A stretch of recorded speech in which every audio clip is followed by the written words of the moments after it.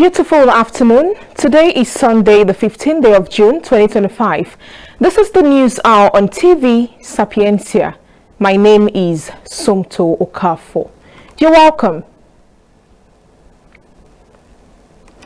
As today is the International Father's Day, the First Lady, Senator Oluremi Tinubu, has urged people, especially women, to give men support and an environment that enables them to function effectively as fathers. Mrs. Tinubu gave this advice on Sunday in Abuja in her message in celebration of Father's Day.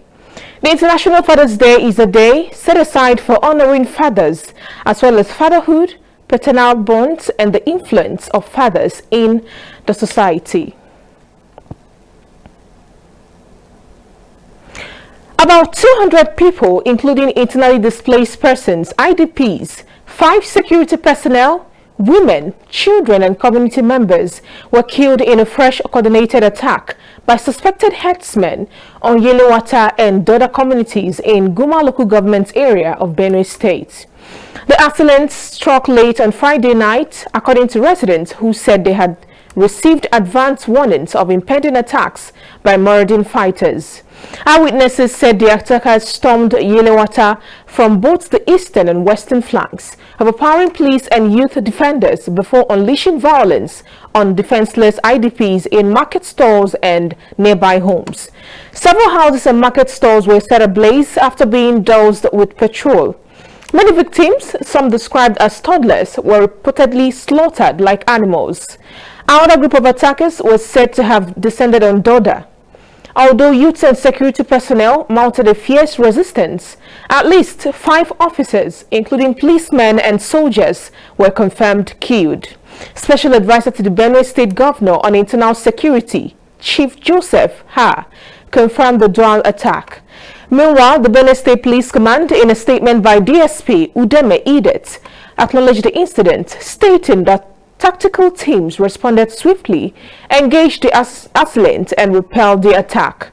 And also following this, just this morning, angry Benue youths have staged a protest and blocked the Abuja-Makurdi highway, expressing outrage over the continued killings in the state.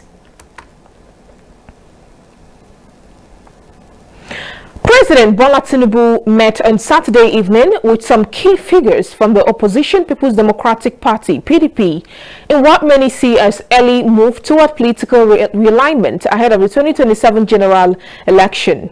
The meeting, held at the Aso Rock Presidential Villa, was led by the Minister of the Federal Capital Territory, Nyesom Wike, and included his close allies, primarily former members of the defunct G5 governors, a faction that broke ranks with the PDP leadership during the last election cycle. Present at the meeting was the former governor of Ekiti State, Ayodele Fayose, and 2 members of the defunct G5, former governors of Benue and Abia State, Samuel Otom and Okezie Ibazu, respectively. The specifics of the discussion remain undisclosed. However, sources suggest that the meeting focused on exploring avenues for cooperation and integrating the former governors into the current political framework.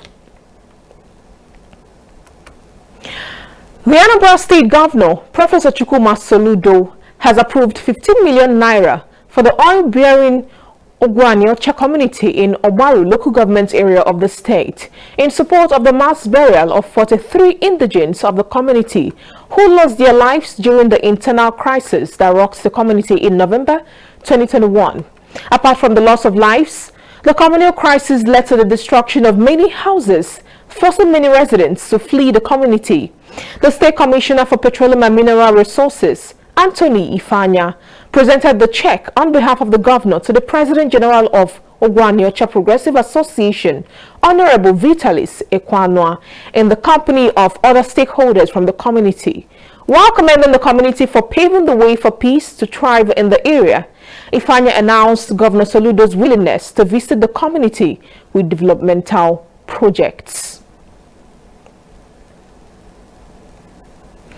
The Inspector General of Police, IGP Kayode Ebotokun, has approved an extension of the grace period for the enforcement of tinted glass permit requirement to the 12th of August 2025. First Public Relations Officer ACP Muyiwa Adejobi said the extension follows several concerns and feedback expressed by members of the public regarding the reactivation of the digital tinted glass permit application process.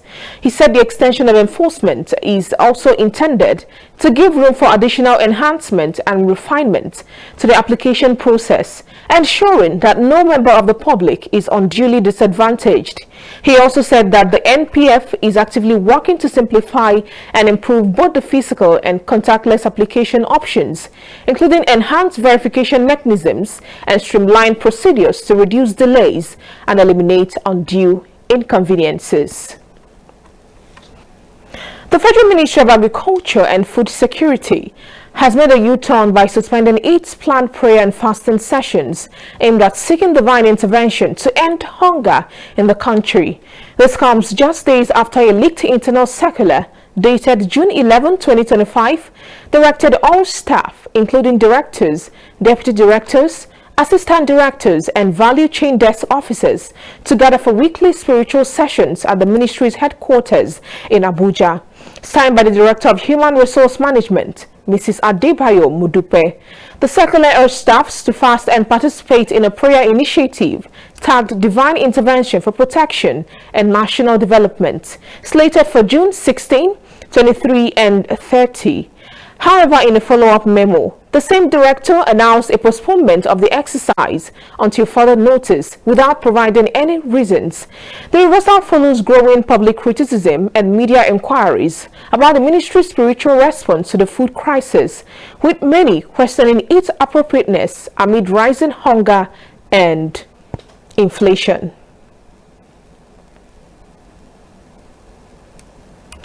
Nobel laureate Professor Wole Soyinka has called on President Bola Tinubu to launch fresh investigations into the unresolved killings of prominent Nigerians, including journalist Dele Giwa, former Attorney General Bola Ige, and democracy activist Kudirat Abiola.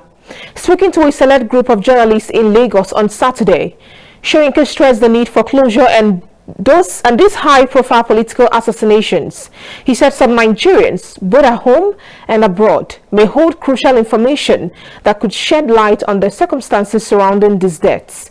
The playwright's remark came as part of his reflections on Nigeria's Democracy Day, commemorated on June 12, during which President Bola Tinubu addressed the National Assembly and announced national honors for key figures in the country's pro-democracy movements. Now to the foreign news.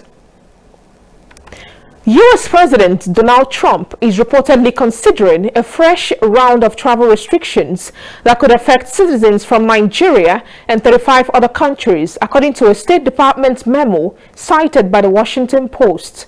The document, signed by U.S. Secretary of State Marco Rubio, outlines a proposal that would see travel restrictions or outright entry bans placed on nations deemed non-compliant with new benchmarks set by the State Department. These countries have been given a 60-day deadline to submit an initial plan of action or risk being added to an expanded U.S. travel ban list.